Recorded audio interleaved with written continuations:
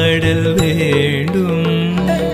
அது குரு ரமணன் மீதிருக்க வேண்டும்.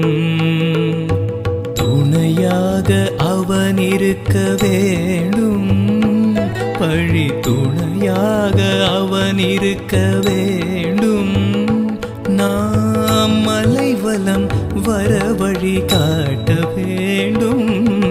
மணியான ஒரு பாடல் வேண்டும். அது குரு ரமணன் மீதிருக்க வேண்டும்.